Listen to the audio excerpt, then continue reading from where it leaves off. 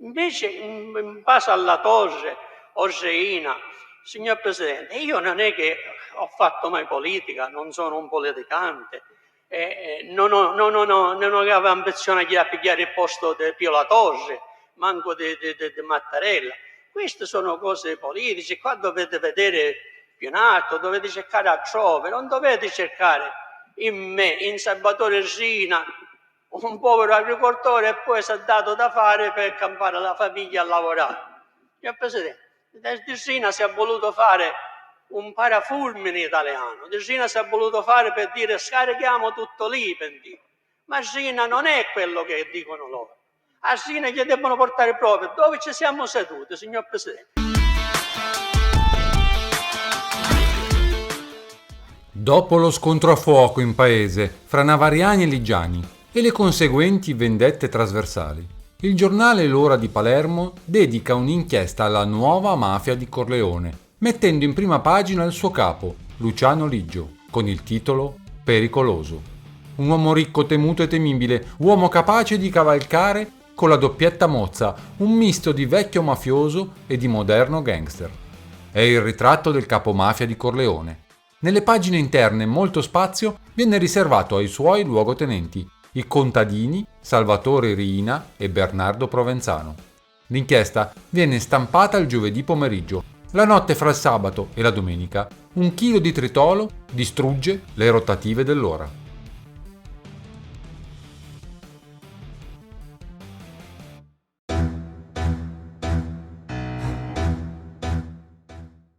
Luciano Liggio cerca di sedersi al tavolo che conta, quella della mafia in provincia di Palermo. Mentre in paese fanno il bello e il cattivo tempo Totò Riina, Binnu Provenzano e Calogero Bagarella. Sono contadini astuti e feroci, abituati a parlare poco, a stare in solitudine, a uccidere, prima che a pensare alle conseguenze delle loro azioni. Ma la grande mafia di Palermo e del resto della Sicilia inizia a lamentarsi di quel modo di fare che mette in pericolo gli affari, che mette sotto i riflettori il territorio e non tiene conto di quel patto segreto che sin dallo sbarco è stato sottoscritto da Cosa Nostra con parte dell'amministrazione statale della Sicilia. Tranquillità e relativo ordine in cambio di un disinteresse nei confronti del fenomeno mafioso. Un do ut des messo in pericolo dal modo di fare sbrigativo dei corleonesi, in quella che viene definita la nuova Tombstone, riallacciandosi alla città dell'Arizona che nel Far West vedeva scontri fra pistoleri. Negli anni precedenti nessuno si scandalizzò né si preoccupò o si stupì per le disparate parole pronunciate in aula di tribunale da Gaspare Pisciotta, il cugino che consegnò alla mafia e allo Stato il cadavere del bandito di Montelepre Salvatore Giuliano. Siamo tutti una cosa, siamo un solo corpo, banditi, mafia e polizia, come il Padre, il Figlio e lo Spirito Santo, aveva gridato Pisciotta ai giudici della Corte d'Assise di Viterbo. Le sue erano grida spacciate come farneticazioni di un uomo straziato dal dolore e impazzito per il rimorso.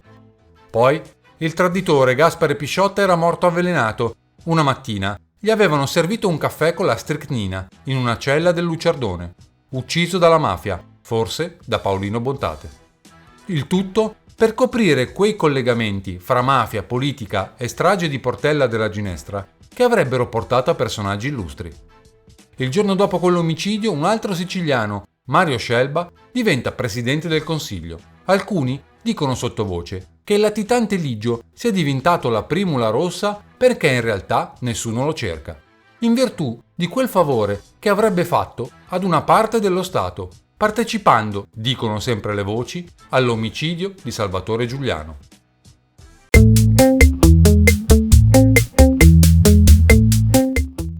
A Corleone, la morte continua a mietere vittime. Spesso a colpire è la lupara bianca, persone che scompaiono nel nulla senza lasciar traccia, perché ex complici, spie o semplici testimoni di omicidi. I corpi vengono bruciati o sotterrati perché nessuno possa né trovarli né piangerli. Se non c'è il corpo, non c'è il reato. E peggio accade al cadavere quando viene dato in pasto ai maiali o ai corvi della Rocca Busambra, insieme alle carcasse delle pecore. Annota, nel suo rapporto mensile al capitano, il maresciallo della squadra di polizia giudiziaria di Corleone. A un certo punto, Quando i navariani cercarono di arruolare nuove forze o contrarre nuove aderenze in campo politico, quegli altri decisero di sopprimerli, non con l'usitato metodo, ma con criteri che ricordano, seppur vagamente, quelli usati in Russia dai comunisti: la sparizione. Lo stile è inconfondibile, è sempre uguale. Gli avvicina un amico fidato, uno che non desta sospetti, uno che li abbraccia, li invita a mangiare nella sua casa, con i suoi figli, con sua moglie. Poi quelli spariscono. Un'ecatombe silenziosa, terribile. I vincenti di Corleone sono tutti ricercati. Si sa che stanno lassù, oltre la montagna. A Corleone i latitanti scendono ogni notte per abbracciare le madri o le mogli. Mangiano e dormono nelle loro case. All'alba lasciano il paese. Vanno verso la Rocca dei Maschi.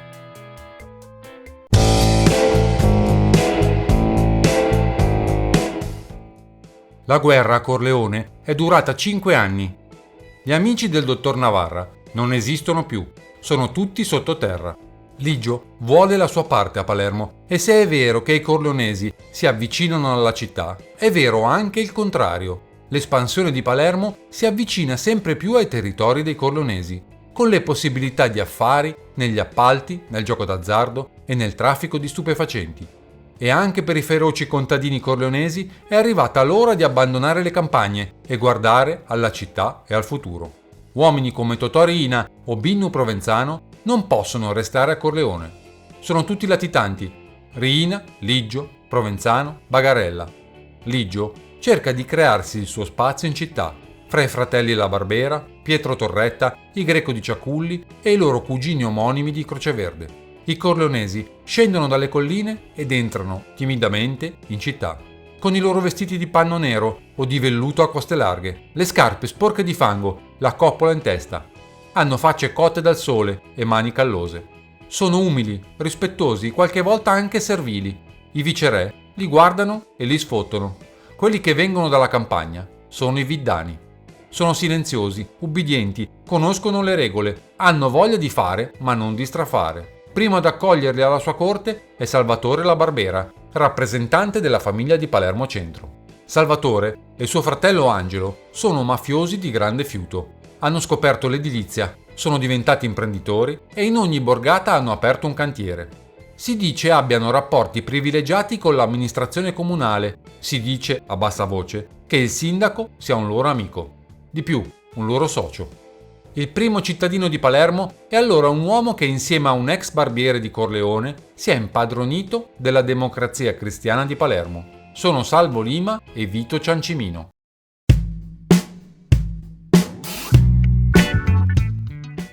A Palermo, Totò Riina è un soldato semplice, ma ha cervello, sangue freddo e pazienza. Sa aspettare, in silenzio, il suo turno.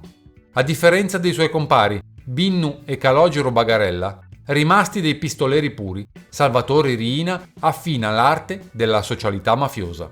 È lui il messaggero di Ligio ai corleonesi e ai mafiosi palermitani. È lui a conoscere quindi ogni trattativa, ogni segreto, a scrutare visi, espressioni, a cogliere le parole e i fatti che gli altri capimafia gli mostrano, seppure involontariamente.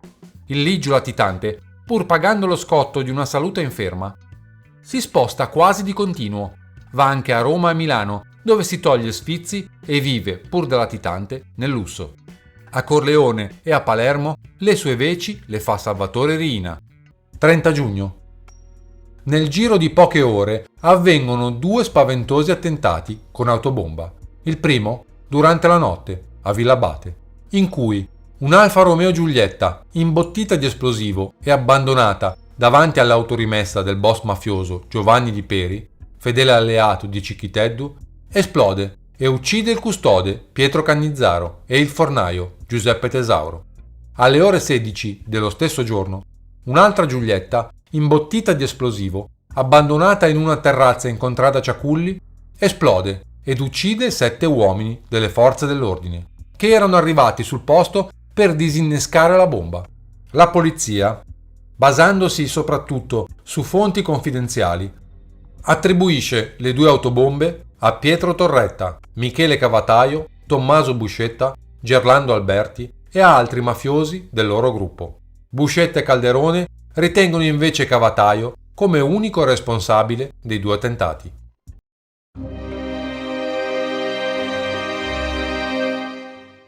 «15 novembre 1963. Alle 4 di un pomeriggio, dalla Corriera di Palermo scende un uomo, gigantesco. Ha un viso squadrato e ornato dal pizzo, i capelli sono brizzolati, gli occhi azzurri. Entra in un caffè davanti alla parrocchia di San Martino, saluta con un cenno del capo gli avventori e ordina un bicchiere di latte. Poi si presenta. Sono il nuovo commissario di pubblica sicurezza di Corleone. Sono il dottor Angelo Mangano. A fine anno, il ministro Rumor fornisce i numeri della repressione in Sicilia. Le persone denunciate all'autorità giudiziaria sono state 89, 455 le persone diffidate, 222 le persone proposte per il soggiorno obbligato.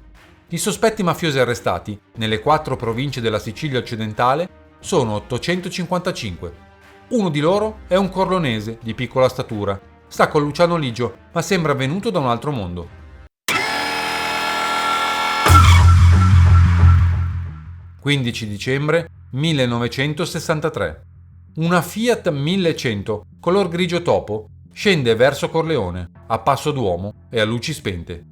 Una pattuglia di servizio esterno, che fa gli orari dalle 20 alla mezzanotte, ha predisposto un posto di blocco, studiato per sorprendere dei rapinatori, una banda che in 4 mesi ha messo a segno 3 colpi alle agenzie del Banco di Sicilia di Palermo. Il posto di blocco è dentro una galleria. Improvvisamente si sente un grido, poi una sventagliata di mitra. L'autista si è accorto che lo stanno aspettando. La Fiat 1100 percorre in retromarcia tutta la galleria e a forte velocità sparisce dall'altra parte della montagna. I poliziotti non riescono a vedere la faccia dell'autista né il numero di targa dell'auto. Un uomo intanto è scivolato in fondo alla scarpata, corre tra gli arbusti. È rotolato fin sul letto del ramo secco del fiume San Leonardo. Viene inseguito nel buio. Viene raggiunto dagli agenti che gli puntano contro le loro pistole. L'uomo non apre bocca. Ha occhi scuri che guardano con odio quei ragazzi in divisa. È basso, ben piantato. Ha l'aspetto modesto di un contadino. È avvolto in un pastrano. Non è armato. Dice di chiamarsi Giovanni Grande, coltivatore diretto di San Giuseppe Jato.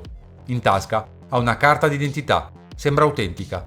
Lo portano, incatenato, al commissariato del paese e cominciano a interrogarlo.